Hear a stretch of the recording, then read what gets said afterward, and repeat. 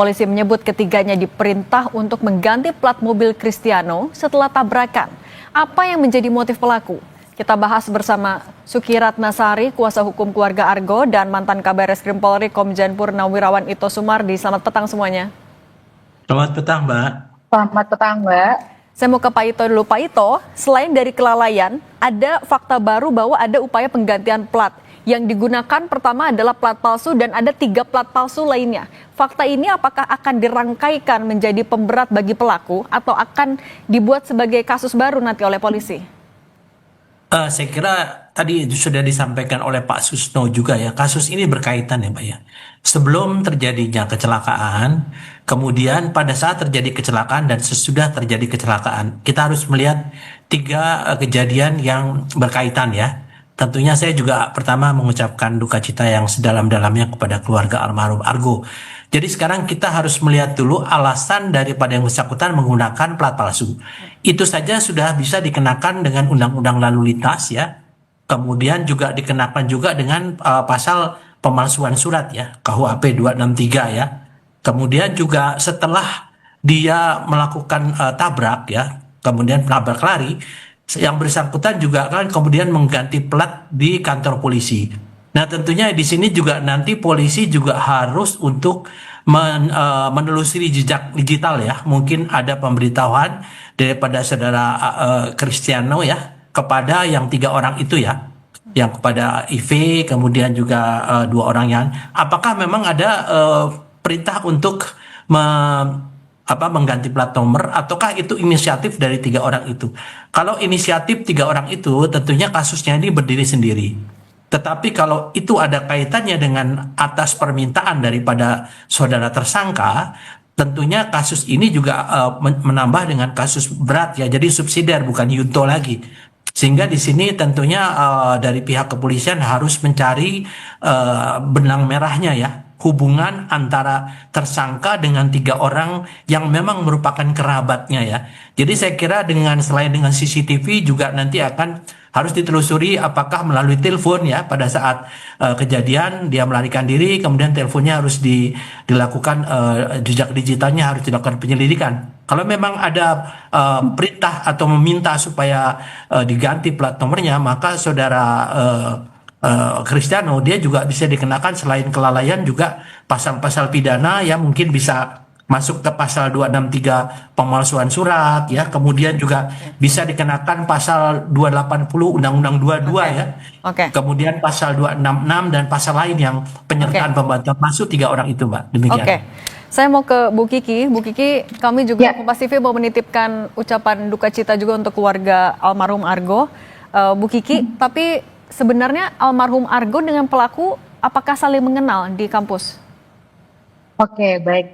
Sebelumnya kami mengucapkan terima kasih atas ucapan duka citanya. Kami juga akan menyampaikan kepada pihak keluarga. Kebetulan hari ini 7 harinya Argo ya, dan di rumah duka juga dilakukan doa bersama untuk 7 hari meninggalnya Argo.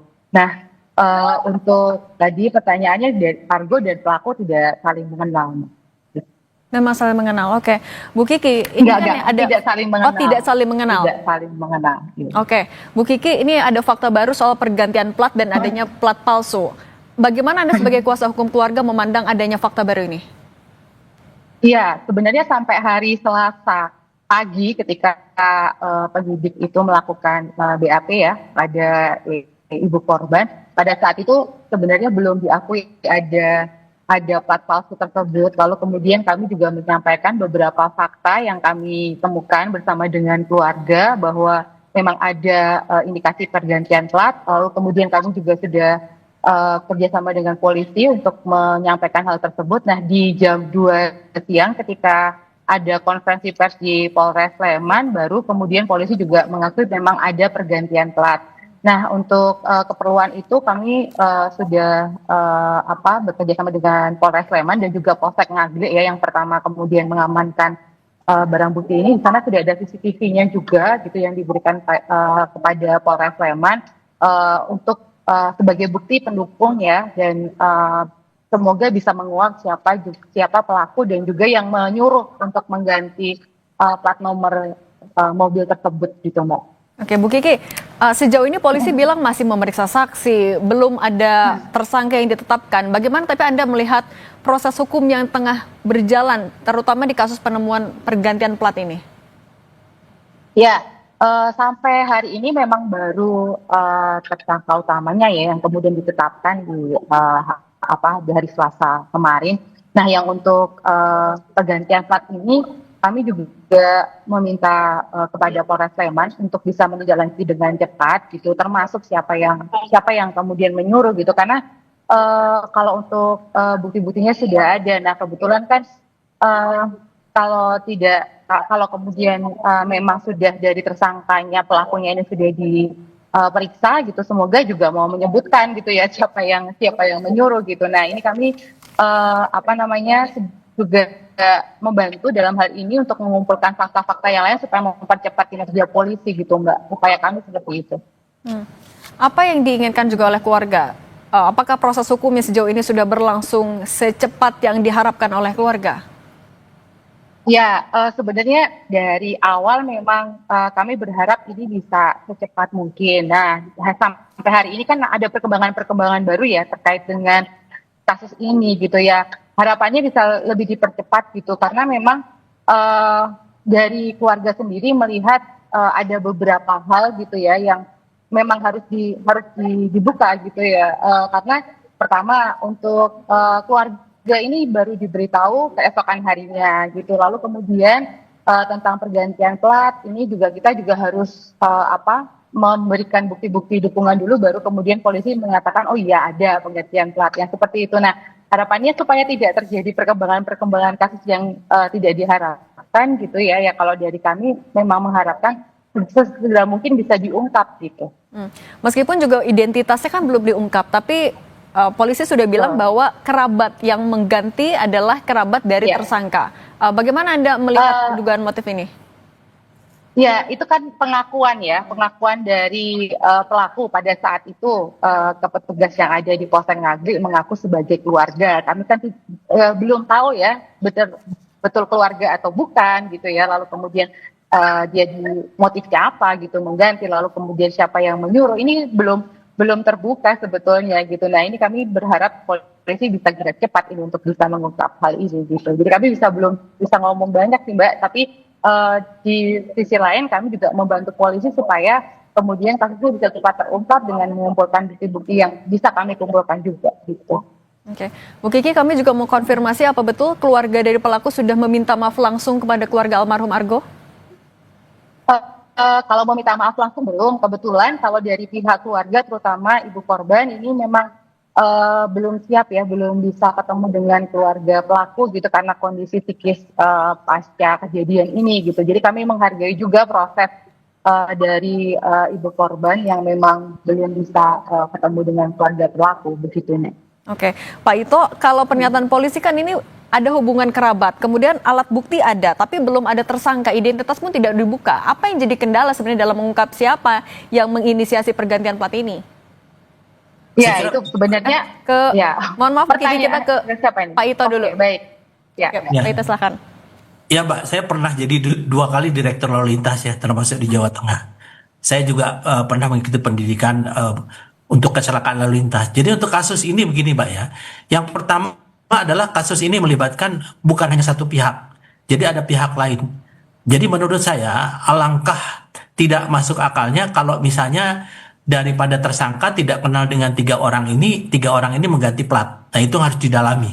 Tidak mungkin kan kalau orang nggak kenal, urusan apa dia mengganti platnya si Cristiano. Pasti ada hubungan. Siapa yang menyuruh, apakah melalui telepon ataukah melalui pihak ketiga, ya itu tentunya harus didalami. Kemudian yang kedua, tadi disampaikan bahwa dikatakan belum ada tersangka. Tentunya polisi juga untuk bisa menentukan seorang tersangka kan harus memiliki 2 alat bukti yang sah. Ini sudah bisa ada calon tersangkanya 3. Sesuai yang pertama alat buktinya adalah dari rekaman, itu kan petunjuk. Kemudian nanti daripada pengakuan ya, kemudian dari keterangan saksi. Nah, saya kira ini hal-hal ini yang mungkin kita tentunya tidak bisa sekaligus ya, karena kalau untuk kasus Argonya saja almarhum dengan Cristiano itu mudah, Mbak ya. Saya kira kan mereka melibatkan juga dari Dinas Perhubungan, kemudian juga dengan dinas lain ya yang terkait ya. Saya kira polisi pasti akan cepat, dan saya sudah koordinasi dengan teman-teman ya, kemudian dari Korlantas Mabes Polri juga tentunya menjadi perhatian ya Mbak ya. Saya kira kita percayakan saja, dan saya yakin bahwa dalam waktu cepat kasus ini bisa diungkap. Demikian Mbak. Oke, Pak Ito, tapi kan pergantian plat ini juga dilakukan di kantor polisi. Apakah memang aksesnya semudah itu untuk sipil? Ya, memang ia meminta izin tapi balik lagi tanpa sepengetahuan polisi untuk mengganti plat nomor. Apakah memang semudah itu aksesnya ke mobil yang sudah jadi alat bukti? Ya jelas Mbak ya.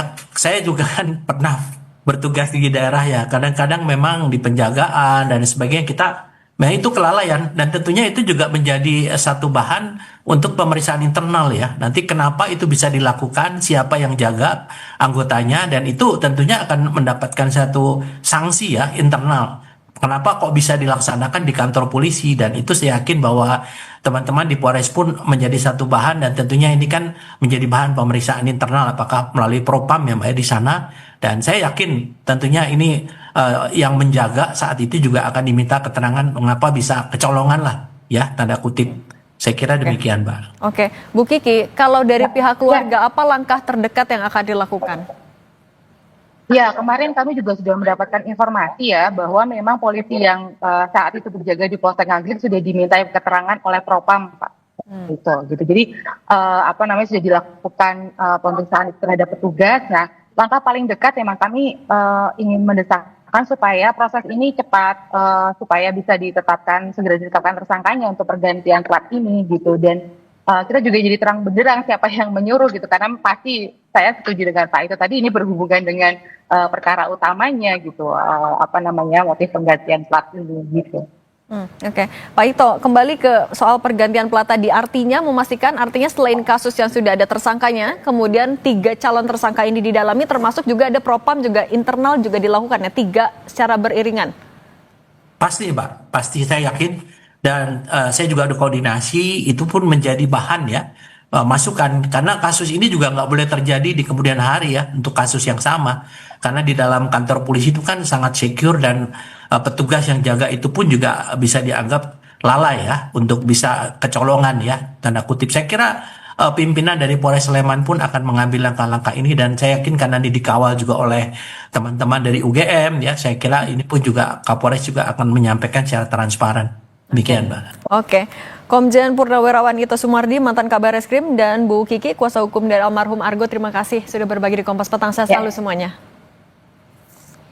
Usai jeda kami akan kembali dengan informasi sebanyak 261 jamaah haji kloter 62 atau kloter terakhir dari